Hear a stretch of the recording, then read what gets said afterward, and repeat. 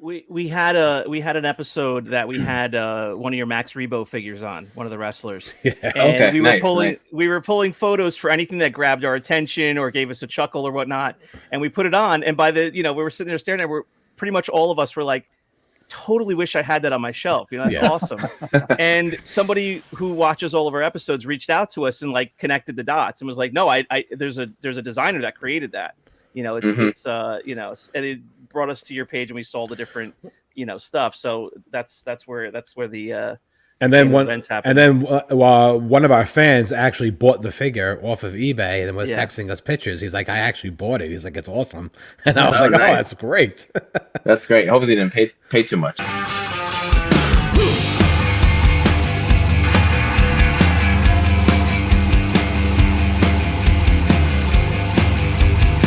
Hey everyone, welcome to another episode of 5 Idiots Talking Toys. I'm Shane and I'm here with the boys tonight for part 2 of our interview with Healeymade designer Dave Healey. Thanks very much for being here. Please go to 5idiotstalkingtoys.com for all of our links, our merch shop, get a hat, a t-shirt, support the show. You can also find rogue5toys.com, our sales page, as well as all of our socials. And we're going to jump back in midstream to this interview with Dave Healey and learn more about the custom action figures that he creates. Really, they're pieces of art, if you ask my opinion. And I think the guys will agree. Really great stuff. Check out his pieces on his website at Healeymade.com, or you can go to Instagram and at Healeymade will get you to his page where you can see all of the figures he's created in the past, all the different variations. He does short runs and he drops figures a couple times a month. You've got to follow him if you want to get in on the action. Let's jump back in now to the interview. We're going to see a reveal of an action figure that he created in coordination with a vintage Star Wars Kenner designer. And if you're a Boba Fett fan, strap in, let's go, let's see what he's got. But this is a fun conversation, so thanks for joining us. So you talk about Super 7. How were you excited to get picked up by, like a well-known brand, Super 7?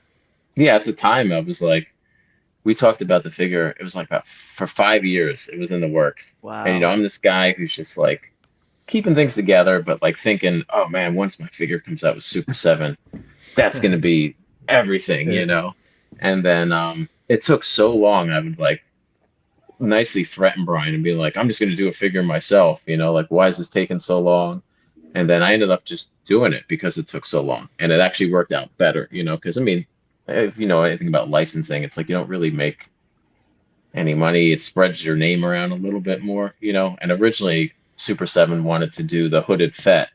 But then at the time we couldn't talk about it, but Brian's like, I'm in the process of getting the G.I. Joe license. So it's like, I don't think they're going to like that at all. And then it's when we switched to the Hellbent figure. So, and the woman who sculpted that is Nancy Flanagan. You guys know her. She did a lot of, she sculpted a lot of Empire. I think Empire she came in on, right? So that's cool. Just knowing that she sculpted that, so, and we got some new ones coming out next year, like new editions and stuff. So it was cool. It was totally cool. But like anything, it's just, you think it's going to be life changing. And it's just like, it's just a little bit further, so. Yeah. So Dave, I wanted to ask you about what this is what I call them in my head. I see, your Instagram, I'm scrolling through, things are popping off the page, off the screen to me. The candy colors, I call them, these bright colors, the translucence, all different depths of, you just the light reflecting through the different colors. But you also have, the variation on individual figures where there's translucent parts and not and opaque parts. Talk to me about the candy colors. I get it as an artist. I mean, you just want to have fun with the whole palette, but I feel like you started probably more with, the standard, action figure, collectible, figure colors, and then you've gotten louder, and I like that. What are your thoughts on the colors? You're just having fun? Is there more to it? Yeah, once I was like, I'm trying to think, but I did the G.I. Joe Star Wars stuff initially. They were all painted in Tamiya model colors, so lots of military colors. And I always like that, and because they're so close, but there's like you have to really put black on because everything looks so dark. There's so many different kinds of dark greens or dark grays that you can really do some cool shit, almost like like Night Force, like that kind of stuff. And once I got into resin, then it was really, I had painted some stuff He-Man colors, which are pretty poppy too, but once resin kicked in, then it was like, oh, you can start messing around with marbling or like see-through things, glow in the dark, and yeah, it's fun. It's a lot of fun doing that stuff. But then at the same time, it's like just doing like the Royal Guard red and making him a wrestler is kind of a thing. Like I'm doing a custom one. I'm doing a AC/DC Razor's Edge inspired Royal Guard wrestler right now. Wow. So it's kind of like I was like listening to it painting it today, and I was like, God, this is pretty cool. And it's like shit. People might want to buy like 100 of these things. Like The holy Thunderstruck cow, figure, yeah. Yeah, no, totally. That's awesome. But, yeah, it's fun to mess around with colors. A lot of times commissions come in, and I'll do those. I'll just say like, like light or dark, clear or solid, warm or hot, those kind of things. And or someone would just give me colors that in my mind I'm like, that doesn't make sense. But then the struggle is to make it make sense, and then you end up getting some cool shit. Like I think I'm doing a Megadeth color one and like a white zombie for this guy right now. So it's kind of like challenging, but it's what he wants. He gets like 4 or 5 commissions every month, because he just loves it. And he's like a big collector of Polish bootlegs and all that stuff too. So is his name John Rula? It is not. It is not. No. I just had a sale today on Rogue 5 selling Polish bootlegs actually. Oh yeah, nice. Yeah, I sold a bunch of Star Wars Polish bootlegs and a couple of Mexican ones. Oh, nice. Do you have the books? That guy who's over in Poland who's making them? I don't have the books. My friend John does. I forgot his name. What's the guy's name? The last name starts with a K, I believe, but I don't remember his name. Oh, okay, yeah, they're really cool, and it's weird. I don't follow that stuff too much. I appreciate them. I don't collect them, but I was going through the book, and I had done like a black Chewbacca with his Zartan face. I gave him a vinyl cape, and the highlighted color on the bandolier was orange. And I thought I was like, yeah, this is awesome when I did it. And I looked in the thing, and it was like they had done that exact same thing back then. The exact same colors. And I was like, wow, that's so awesome. Like I think a lot of ways my stuff will probably end up like that, where it's like there wasn't too much of it made. Because there's like, what, a couple hundreds or hundreds? There's not thousands of the Polish bootlegs, right? As far as an actual number, that I have no idea. But like, if you collect Boba Fett, you can get Boba Fett in like 30 different colors. And one or two of the colors may be the most rarest, where there's like 3 known or 2 known, or Yeah, it's really cool. The guy who does the commissions, he's like super into them. He got me some of those pewter figures, which are technically the first Star Wars figures. You guys know about those? They were like in the back of Starlog magazine, and it was like somebody was making little pewter figures that were based on like Tatooine stuff, and I didn't know anything about it until recently. I think now it's hard to judge because they're pewter, which ones are real and which ones are the just reproductions, but they're really cool, and they technically are the first Star Wars figurative stuff that was out, but you guys we were kind of go on talking eBay about right now. Yeah, never knew that. We were kind of talking about a similar topic on our last episode of how, who's an expert, what makes you an expert, who do you know, how do you know how to trust what people are saying? And yeah, when you get into some of that very specific, country of origin or not the main line and pewter figures and from a different country, there's no real, encyclopedia that you can go to on some of this stuff and just know for fact, well, black and white, this is what it is. So for instance, today I was selling a low gray, and it was a Mexican bootleg low gray, and he comes in a dark yellow, but then there's a light yellow. It's like a really light yellow, and there's only 2 known so far to exist. And I was selling one of them, and it literally sold within 5 minutes when I listed it. But again, there's only one other one known. But how can you be an expert in that when there's only 2 known to be around? And the company didn't make 2. They made obviously more. There are some of them are out there somewhere, you think. Yeah. But yeah, it's a weird thing. I just learned about this stuff. I'm not like I have Star Wars figures. I'm not specifically trying to get every single variant or anything like that. I'm pretty cool with just like the standard. I love perfect paint, mint complete. That's kind of the way I do it. And with other lines too. I mostly just do villains, but it's, I don't get crazy. Like I have all the superpowers villains, like the regular stuff. And my friend's like, oh, you need like the Shocker and all these ones. And I'm just like, like it just looks different because it's from another country and it doesn't really fit in with the other ones, like I'm cool. I don't need it. And meanwhile, he's like buying the Argentinian Riddler and stuff like that. And I'm just like, you're a maniac, dude. That's a great thing. Yeah. It's cool, but it's not my, he likes like singular items that are like really hard to get and stuff. Like he's got one of those, the black hole humanoid figures, like with the hood. I think they were an Italian exclusive or like only in Italy or something like that. But that's the only black hole figure he has, but he just loves having like the best one. I'm more of like putting together what the back of the cards used to look like, just having them all set up and everything. It sounds like you need to join our sales page on Facebook. Yeah, I know.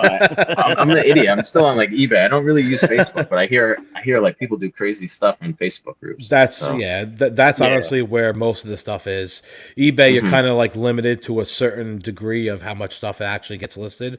A lot of the stuff is really on Facebook. That makes sense. Yeah. Yeah, most of it's on Facebook. Most of the nicer stuff. Yeah, that totally makes sense. What's good about that is you can get to know people and you can get referrals and you'll kind of get to the point where you can trust who you're buying from, as opposed to eBay. It's anonymous a lot of the time, unless you have sellers that you follow. But I have to ask you about a figure that these guys pointed out to me. You did the turtle set, and then there's an April O'Neil. And I'm a Leia Bosch collector. That's my focus figure. Did you ever produce that April O'Neil figure, or were those? I saw there was like a neon yellow and a different yellow, like a neon yellow and black, and then a flesh tone yellow. It's Leia, and it's got the Baroness head on it, right? Yeah. Okay. Yeah. That was just a resin thing I did. I never like mass produced it or anything like that. But somebody wanted it. Someone commissioned that, and they were just like, I have one guy that commissions that figure, the female figure, to match all the production stuff that I do too, because he's like obsessed with that figure, and that's from the original, Star Wars body G.I. Joe head thing I did. So he commissions the Leia body figure, or the the Leia. Well, they kind of go together. So and that, like I did like the visible, or what is it called, the X-Ray Man from Fisher Price. What is it? The Adventure People, like the clear green, like man and woman with the blue hair. They're like Fisher Price 3 3/4. I think I remember that. Yeah. But like he wanted like that figure in that format and stuff like that, and some other formats too. But the commissions are fun. They're never, someone asks you to do it, and it's always like, I don't feel like doing it, but you always end up, learning a few tricks when you're doing them. So. Well, you end up giving yourself a deadline that you wish you didn't have, and then 100%. Yep. Yeah, and then the other thing is when I was hearing you describe it just a few minutes ago, I was saying to myself, you were talking about, I asked them to kind of just give me a general direction with color, and I'm thinking to myself, that's smart. And then you started saying, well, then they gave me certain colors, and they didn't make sense, because you get yourself, pigeonholed into a specific want, and then you've really got to come through for the person, because now you've got they've got a vision in their head. It's kind of nice when you can kind of just get like a light general idea, right? Yeah, I mean, I could do it. I've never finished a commission and had someone be like, nah, that's wrong, Right. So and in a lot of ways they're like, you just do whatever you want, and I'm like, that's too much work, like I have to think, like do some of the thinking for me, So but, you're right, it could go both ways. Yeah, it's kind of cool. It gives you a little bit of a head start, So like I put these ones I'm working on now, I put them off for a little bit, but then today I put on Razor's Edge, and I was like, all right, let's go, That's awesome. But yeah. So do you have a figure to show us, like one of your customs that you make? Nothing here. What I have is I have one of the Glyos figures that I do. This is like sculpted by Steve Geddes. I gotta get used to where this camera is. There we go. How does he get in focus? If you put your hand right behind him. Yeah. Yeah. Okay, there we go. Ooh. So this is him, and he's the arms change out, and I'll throw his other head on too. Oh, That head's gone. It's on the couch. This is the other head. Oh wow. Okay. That's Oh, cool. actually, you know what? This is the wrong head. There's a Boba Fett head somewhere else. I grabbed it in the dark. But yeah, it's a 3 3/4 figure, and it's all PVC, so it's like super flexible. I was gonna do the ABS chest, but the Glyos guys are just like, no, like all of our there's a bunch of different makers that use Glyos, and all the pieces can be thrown together. So it's kind of like Lego, only with like pieces of figures, you know. So it's kind of neat. It was And then like kid even basking almost. yeah, people. And at first I was like, I don't want to do that. I like my stuff the way it is, you know. But then I was like, wait, this is what I do, and it's like, why am I going to tell everyone not to do what I do? And it's great because some people will buy stuff and then they do stuff with it that you wouldn't have thought to do yourself, you know. So I'm doing a series of 3 that I have in production, all in that kind of like film accurate Boba Fett thing. So that way, when people are actually mixing the pieces, it'll look like really straightforward, you know, because the colors are all matched. But yeah, that's what I have right now. I just got a bunch of like 6 months worth of figures delivered over the holidays. So Nice. that wrestlers. So Well, I was going to ask you. So, what is it? What is it like when you do the small run? Like when we went to your website, you generally have 1 or 2 figures up at a time. It seems like, or you do them run by run. Talk to Mhm. us about the process of putting up your figures for for purchase for sale. yeah, I mean, if it's something I'm making, you know, it's an addition wrestlers. I usually go around like the first time I'll go like 75 pieces. You know, anything more than that, it gets a little crazy. And plus, the way I mix my resin, the bottles will yield about that many figures. So I'll cast them, paint them, get them ready to go, and then just kind of I do one at a time. I've done multiple stuff before, and it's cool. I just tend not to like have a bunch of stuff made. Like I'm making stuff, selling stuff, making stuff, selling stuff. A couple of years ago, I did. It was around Thanksgiving, and I was like, I'm gonna do a wrestlers. Let me open it up. Let me like offer 8 wrestlers, at one time. And these are all reissues. Nothing was new. These are all ones that I had done before. I'm like, let me leave it open for the weekend and see where it goes. And I sold like 200. So it was just like, whoa, and that the money I made that weekend helped fund the projects of like doing the injection mold and stuff. And that seemed like a lot, but now every month I usually sell at least about 100 wrestlers. And then plus I have the injection mold stuff, and then I try to do injection mold every month too. And then the Japanese vinyls, not every month, but like every other month and stuff. So, and then the commissions, and I always try to still mess around with regular resin and do like, candy colors and clear stuff, and maybe come up with some new things here and there. But yeah, it's fun. So I kind of plan ahead, especially when I'm sending stuff over to China to be made, because I'll hand paint like 6 editions worth. So I kind of know once I get them back, I'm set up for like half a year in that department. And then by the time they're done, hopefully the next shipment is on its way soon, Because there's a lot of lead time there. Yeah, yeah. You have to prepare. Yeah, getting the figures actually done with Steve, like I am not a like time person with him, because I know I'm just lucky to be working with him. So I'm just like, dude, let's do 1 a year. And like there's never a rush. There's never a deadline and stuff like that. And he's like, oh, it's so different. And I was like, yeah, I don't know if it's good business. It seems to work, but I don't really push stuff because it's just, I know how that goes. And if you don't want to do what you're doing, it's just the work's not going to be there. So yeah, there's a lead time, but I'm kind of like set up now, even though I think I've got it. Like I said, I got 6 months worth of Glyos figures. I have like another 2 editions of vinyl being made right now. And then I'm going to drop a reissue of Wrestlers on Wednesday. So it's Okay. like This coming Wednesday? yeah. Brandon just called out of work. Yeah. It's the Royal Guard. It's gonna be a Wednesday night, I think, which I normally do Wednesday night. Saturdays at 2. Saturdays at 2 is usually the spot, but with this, I'm just want to get it out of the way. I don't know. We'll see what happens, but a lot of people have this already, so all the main like maniacs are going to be backed off because I just sold like 80 of them not too long ago. Okay. So That hopefully was one figure that I think all 5 of us were like oogling at, All right, cool. earlier. Yeah. There's With So the if- emperor, the emperor in the center of the ring with the microphone. With the microphone is awesome. Yeah, and the Emperor reissue is going to be coming up, I think, probably next month, and that'll be like a large Okay. edition. And I'm going to do the Dignitary too, because I saw that. That was cool. Yeah, it's the Jedi, Jedi anniversary. So The that's only- all the best Star Wars movie ever, right? We all can agree. The only good use for the Imperial Dignitary. Yeah, With the yeah. body slam, the Imperial Dignitary that I've always wanted to do. Finally, such the a- Imperial such a Dignitary is worthless a good figure. figure. I know. So I have one, and then I was like, I'm not gonna cut the head off of that one because it's in really good shape. So I was like, I was like being cheap about buying one with like a scuff on it, because I'm like, I'm gonna make like 100 of these things. Like it's fine. Like I can justify. Like I bought a one of those Mark Poon droid ones because I was gonna turn it into one of the wrestlers. And I was like scoffing at spending $70, and I'm just like, that's how much I charge for like one of the casts of these things, like it's okay. I can spend money on toys, So you do that. That's your first. So you cut the head off of the Imperial Dignitary and put it on a wrestling body. That's like the first one you make, right? And then you cast them from there. Yeah, what I do is I'll cast, I'll make a mold of the head and I'll make a mold of the torso that's going to connect to. And then that way, both of the forms that I'm going to join together are in resin.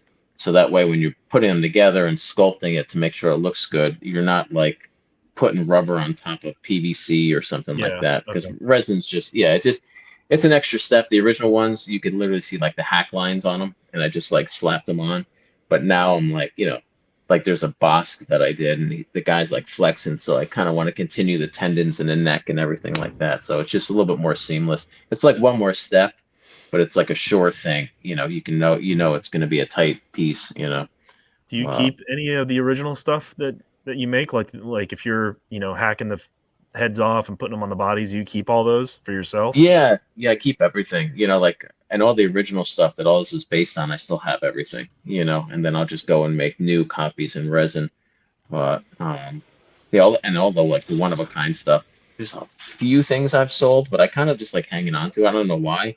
I guess if the price is right, I'd sell stuff. There's collectors that probably, it's not that they might have more than I have, like guys that just have like, I have, collectors with over 100 orders easy, and then commissions on top of that and stuff like that. So people have insane cases of stuff. So it's nice to get rid of stuff if it's going to be where it should be, like in someone's collection, and they're into it and they're taking care of it. And there's only one, but it's like, how much that would make someone's day to have just one of the one-offs, and so I'm cool with it. So when you list your figures for sale, where do people go to buy them? Like, where can we go get them?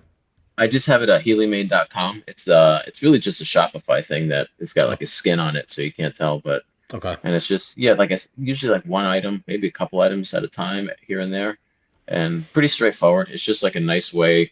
The shipping's great, like it's a pretty easy format to use. I usually sell stuff on Saturday. I usually got it in the mail Monday morning because I know people want to get that. So like they got it by the end of the week. That's huge. When you're waiting for, you just start thinking the worst about people. Oh, yeah. And especially with this. Yeah, especially with this stuff, because it's like, if you don't know me, it's like, what is this? I'm going to send this guy money. He's going to send me a figure. Like, what? Like, how does this work? So I understand that it's all based on a photo, like if you're just getting into it, you don't really have any way of gauging like the size, or is it legit? Is it going to take like months to get it and stuff? So I know that's an important part of making people happy, Now, is your Imperial Dignitary wrestler, is he prone to nose rubs? I would no, he's not. He's cast flesh. So I do on the wrestlers, the flesh color is always cast. So it's a molded face Imperial Dignitary. Okay. Yeah, so even though I'm Max Rebo, I kind of wish I could cast the cream because it took 6 coats of paint on every single one to get that. Oh wow. That blue was just bleeding through, so I had to do like 2 or 3 coats of white, just solid white, to black it out, or just to white it out, and then the cream went on top of that. And because I hand mixed the cream, it's not like I had it in a bottle. Like I could just keep buying it. A lot of the colors are custom, so I'm always like, every wrestler, every edition, I'm always like, shit, did I mix enough paint? But I usually do. But it's always like the anxiety that I have the whole time while I'm painting. Well, I just want to take a second to promote your Instagram as well. It's at Healeymade, Yeah. HealyMade. Yep. Because you can go back as a fan of collectibles, as a toy collector, you can go back and see, a lot of the work that you've done, and it's really fun to flip through and see the different versions of some that you've done. And I see you have a handful that are tagged reissues, so that tipped me off that. Do you do anything different with the reissues to signify that it's a second series or second run, or not necessarily? No, I don't aim to. There's probably Okay. always slight little things. And at first it used to bug me, because I'm kind of OCD. But then I was like, I was thinking about Star Wars and how there's different variants and stuff like that. Yeah. I'm like, oh, it is cool. Like you wouldn't notice it until you had two of them together. Okay. It's like that with everything. I'm always like, everything has to be so uniform. But then I'm like, nobody's ordering two of these things, So it's like I can calm down a little bit. But I like them to be pretty consistent, But there are like slight little differences in the color because, like I said, the flesh colors are always mixed resin, so they're cast that color. Even like the way I'll mix certain colors, sometimes it gets better. Like I feel like I'm still getting better at painting Boba Fett colors because I mix them myself. So you kind of, Yeah. I don't use Pantone in China when I do the production because I tried it once or twice and I couldn't get a feel for it, So I send them hand painted. And they just copy it like absolutely perfect, Meaning they couldn't match. For the Pantone color, or you just. It's me. It's my sensitivity to the color is so elevated that when I look, I'm just not used to looking at it on a backlit screen. Well, that's okay. So you're seeing the comp from you're just seeing the digital comp, and that's where you get and thrown off. And I have the the book too. Yeah. It just never seems to work out as well as if I do it. And ship it.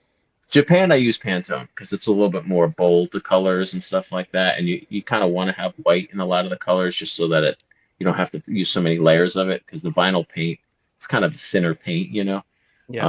Japan, I'm pretty confident. China, though, it's just like, I don't know. It sucks, though, because when you get a box of something, you think, I open the boxes and I'm like, these look like I painted all of them. So it's not that exciting, whereas if you just send a comp thing, I get that it's exciting. Super 7, we use Pantone. They must want to kill me because I'm always like tweaking it a little bit, but I'm like, that's not the blue, that's not the right blue, or like that's not green, All right. Well, now we're getting into a graphic designer / designer. Yeah. I failed. I didn't finish. Yeah. I didn't finish college, so I'm not technically a legal graphic designer. You're not licensed? No, I'm not licensed. All right, fair enough. Well, this has been super fun. Dave, thank you so much for joining us. Again, please go to Healeymade.com or hit up his Instagram at Healeymade. Check out all of the great work that he's got on there. And it sounds like, you've got a pretty solid following. Your people know to get on there with you once or twice a week, or they learn of your schedule. How do you just drop figures? You said Saturdays, but is it a pretty regular schedule, or where do we find out about the next thing coming up? Is it Instagram as well?